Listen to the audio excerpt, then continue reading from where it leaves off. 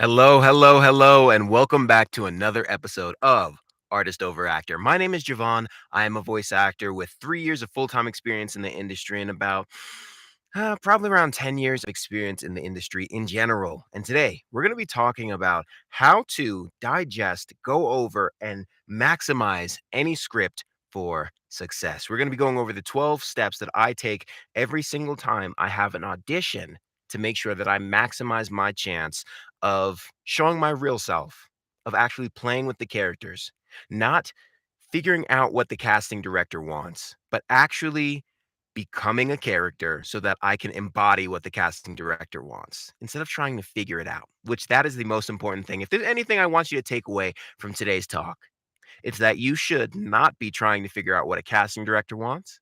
You should not be trying to figure out what a director wants. You should not be trying to figure out what anybody else wants. You should be taking a script, reading through it, digesting that script, and figuring out your choices for a character. Because when you're true to a character, typically that is what a casting director wants. All right, so let's go over these 12 steps. Starting with step number one, and that is relationship. Anytime you get a scene, anytime you get a script, what I want you to make sure to do, or not you, what I make sure to do is look over what the relationship with that other character actually is. So let's say I'm supposed to be playing the son. And I have a scene where I'm talking to my mom, right? And that is the actual part that I'm auditioning on. I'm just speaking with my mother. What's my relationship with my mother? Do I love her? Do I hate her? Is it like complicated? Was she a single mom? So I understand and respect her, but also I saw other parents who we thought were doing a better job. So it's like a complicated love relationship. That's going to inform how you actually speak with this other person. And you need to be doing a deeper dive into this. It's not just surface level. "Oh, okay, this is my mom. So I understand that this is how you're supposed to speak with a parent."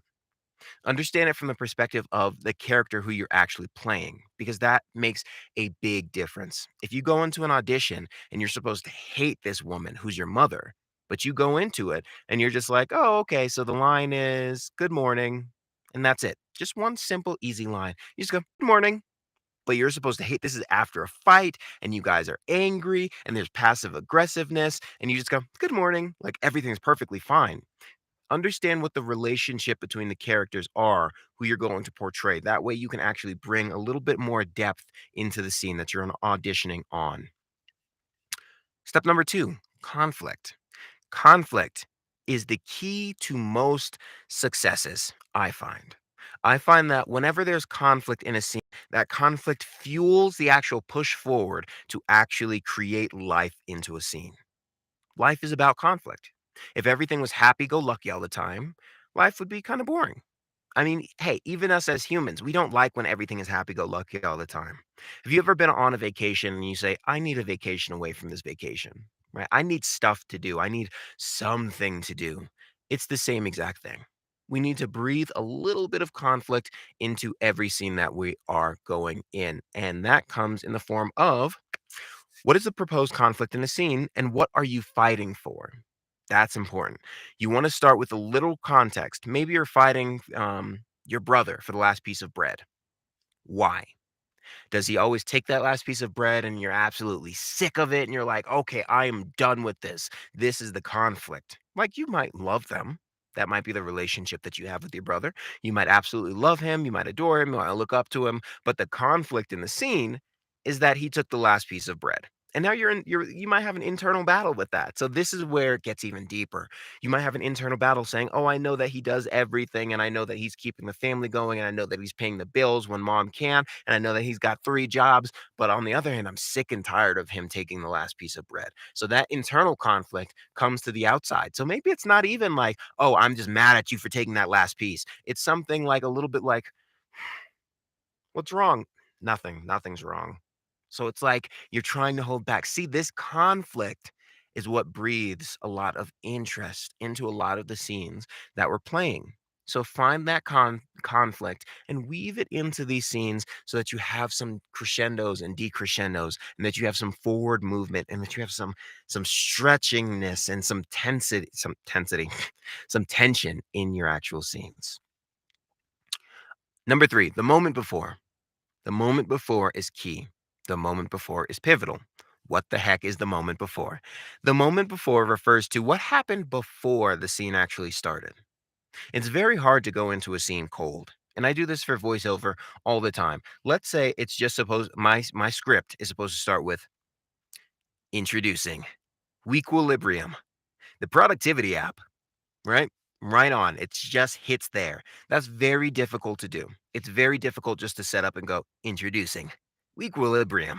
So what do? You picture the moment before, even if it's not in the script, and you can always cut this out, right? When it's a live audition, you have to imagine it, but luckily, when it's actually a voiceover audition or a self tape, you can actually speak it.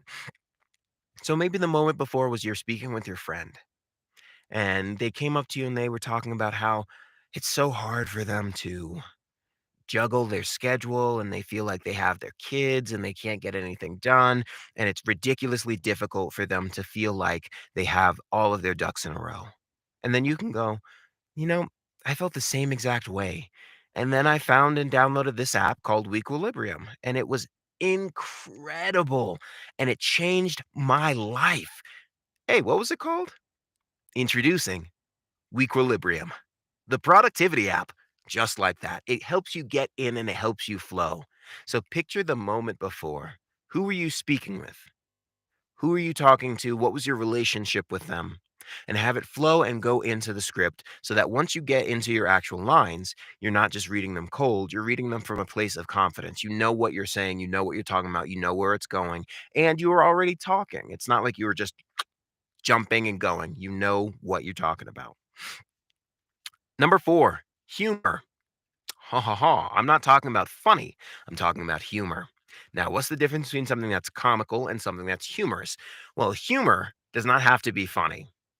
So let's say it's a beautiful day, absolutely gorgeous day outside. So you decide put on your short sleeve, put on some nice shorts, and you're going to head outside. It's 70, it's gorgeous, sun, nothing in the forecast. You put on your clothes, you head outside, you say, God, today is the day. It's going to be gorgeous. And then you cut the scene, and then it's just pouring down rain, and you're standing there like, I hate this. Right? That's not funny. That sucks. But there is humor in that. Life is all about humor, right? Everything has a sense of humor in it.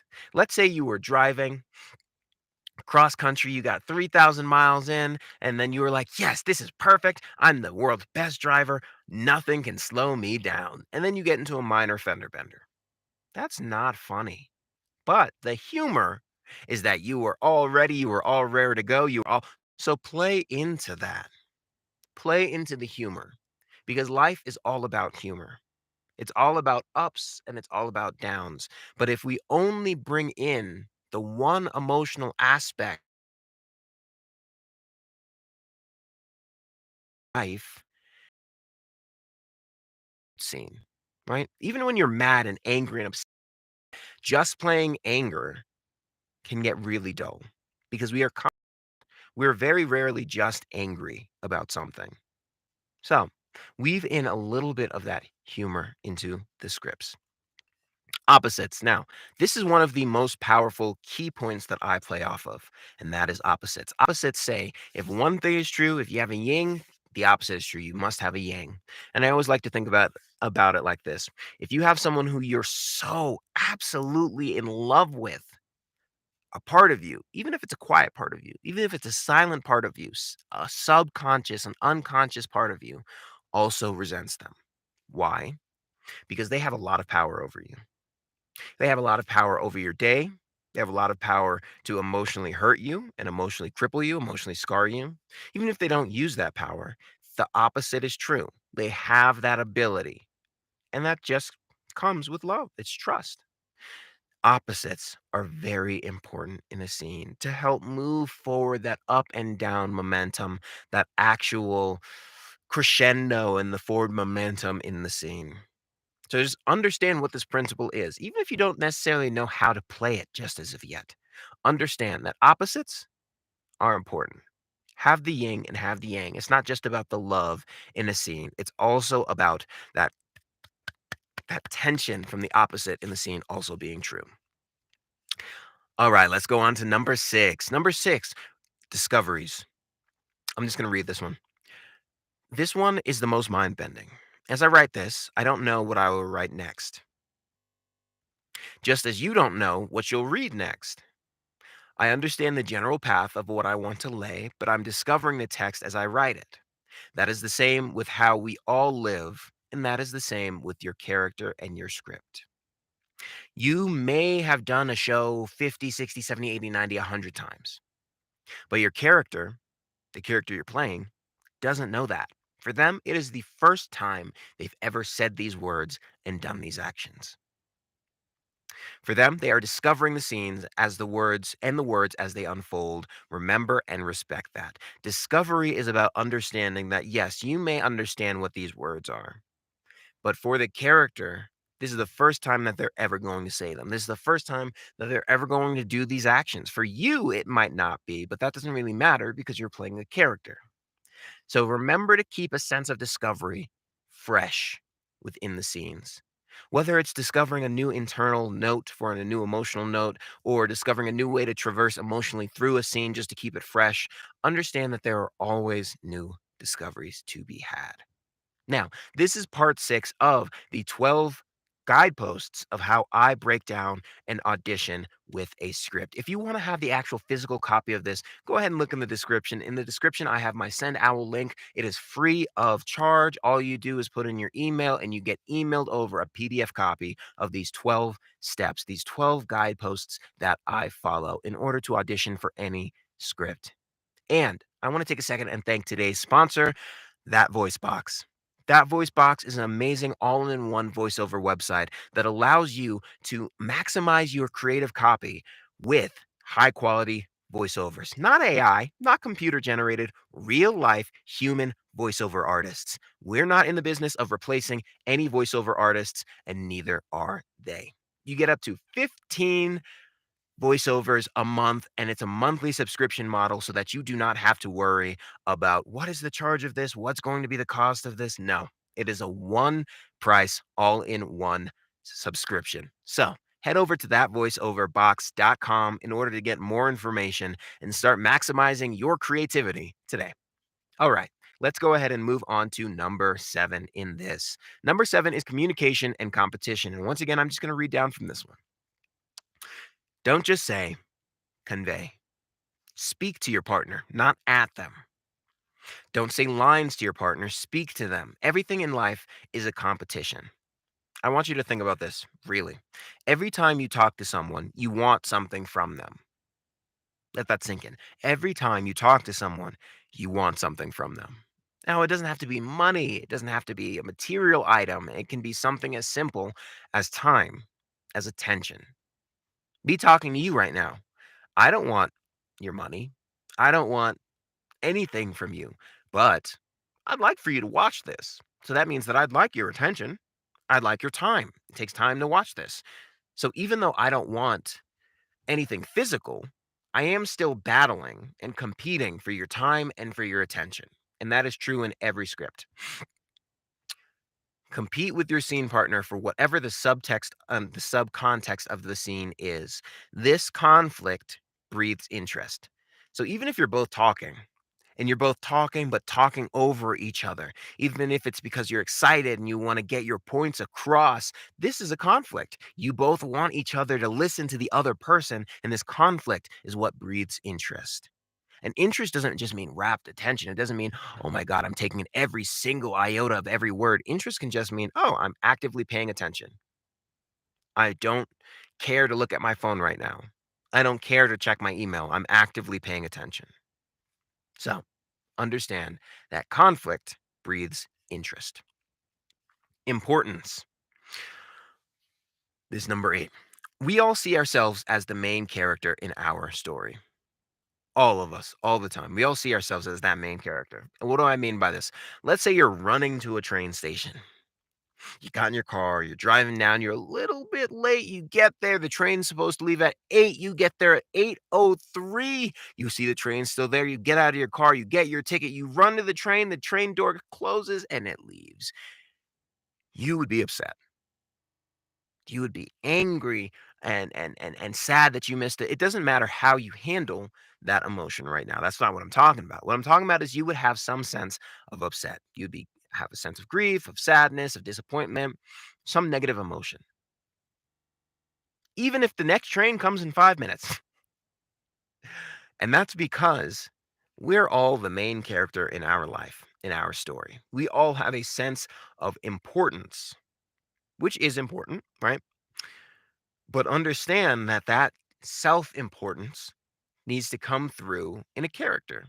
So, even if you are listening to someone else, you do want to get your point across because you think that your point will change their perception, will change their mind, will add to the conversation in some way, shape, or form that is meaningful because it is your point.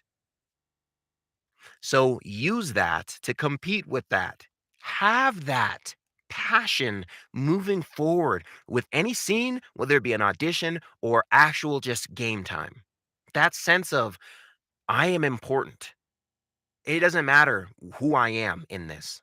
I have my own self-importance that is carrying me through, and not a self-importance from you saying that my character is the most important character. But here's the hard part, learning how to play self-importance in your character so that your character puts himself in situations.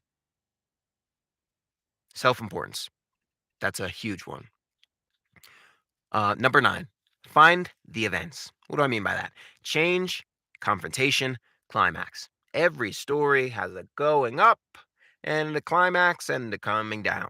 Every piece of music has a going up and a climax and a coming down. Every piece of art has a going up and a climax and a coming down, right? That's just the story arc of creativity and of art that we traditionally follow in the medium. So, change, confrontation, climax. A scene is like a piece of music. There are ups and there are downs. Hell, it's art emulating life. It is art emulating life. It's your job to find these ups and these downs and to keep the scene interesting. That doesn't mean to ham it up, it means to not be a robot. So it means to find and to play on these events in a scene. Maybe, I don't know why I'm talking so much about sandwiches, but here we are. Maybe the scene is something as simple as you go and you make a sandwich. And then your scene partner comes in and the conversation is over you making a sandwich. And then let's say you get upset because you lose concentration on that making a sandwich and you end up putting, I don't know, ketchup on your peanut butter and jelly sandwich, right? So the events are you making a sandwich. Then your partner comes in and you have a conversation. God knows what about. And then the next event might be you getting upset over the fact that they distracted you. So now your sandwich is ruined.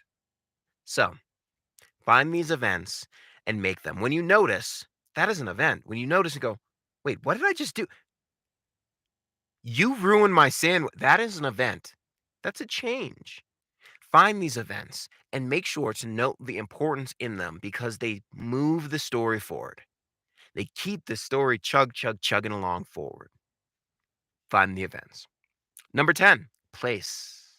So, when it comes to place, I'm talking about two different things, the physical place where you are and the physical place where your character is. When it comes to play, when it comes to acting, you need to be, I don't like to use absolutes. I find that I need to be in a place that is comfortable, in a place that I know the variables. My office, for example, or if it's in studio, maybe I've visited there before or I went in a couple of minutes early and I know the people I'm going to be working with, right? It's difficult to play and be a character. That's why I love clown school and that's why I love mimes and that's why I recommend making a fool of yourself out in public so that you learn how to be comfortable playing. And that's why it's difficult to actually play a part, play a role in some place where you're not comfortable. So let's say you have to scream in a scene. You really need to yell. You need to bring it to life. If you're not comfortable doing that in front of strangers and a stranger walks in to observe you, you're not going to actually do it. You're going to do the quiet, shy, embarrassed version of it.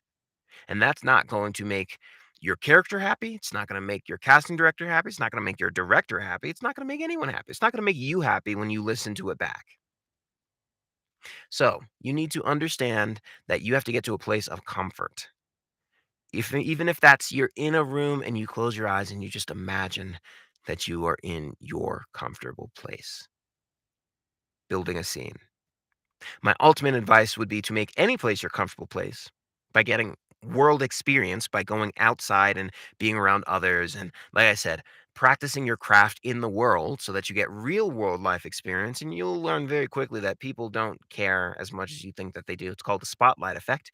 You always think, since you are the main character in your story, that everyone is focusing on you when that is statistically, scientifically, legitimately not the case.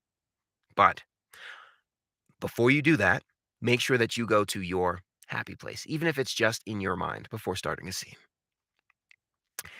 Game and role playing. This is number 10 of 12. We are almost there. This is number 10 of 12, or 11 of 12, excuse me. Game slash role playing.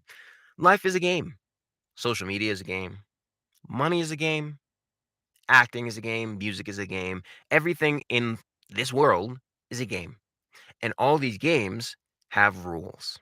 Understanding and learning the rules of these games and learning how to play them within the confines of these rules will make your life so much better. Now, what do I mean by this?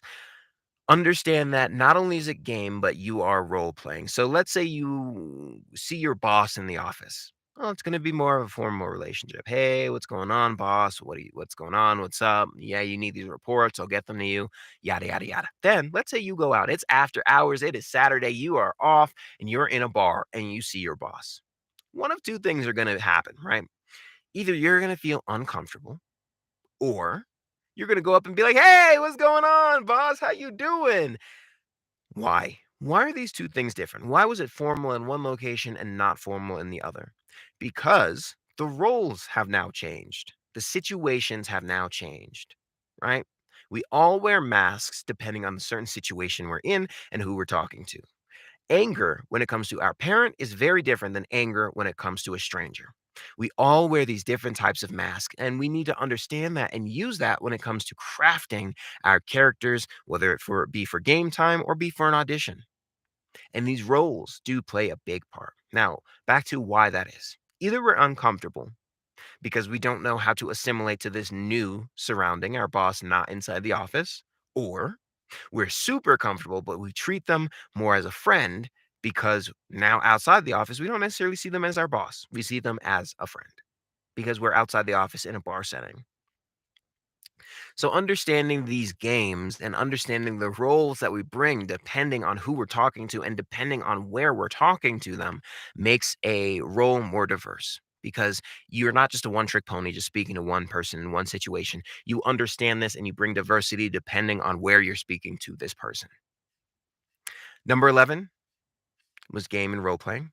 And I guess this is last but not least, guys. This is last, and this is mystery and secret. And this one sounds a lot like keeping things fresh, right? This one is kind of just an open catch all, catch 22. What the heck is mystery and secret? Mystery and secret is leaving mystery and secret open in the script, leaving room for changes in interpretation. The worst thing in real life is coming to a conclusion and sticking by it, irregardless of all the new evidence that is presented to you. You can decide to play a character one way and play the character this one way 100 times, and it's brilliant, and you can do it right off the bat. And then you read through the script one day and you learn something new. Oh, I didn't realize that he was struggling with this internal trauma, and I wasn't bringing it to the character. I was just playing him straight. Doesn't matter. I don't need to bring it in. No, that mystery, that secret, that new discovery can open up new realms in the script. Yes, there's not enough time when you're just auditioning for something to do that necessarily. But when you have the gig, why wouldn't you be open to new mysteries? Why wouldn't you be open? I know that it's scary because hey, you're comfortable in this thing, but understanding and keeping yourself open to these new discoveries will keep your character fresh and will make it so that you don't get bored when you have to play something over and over and over again.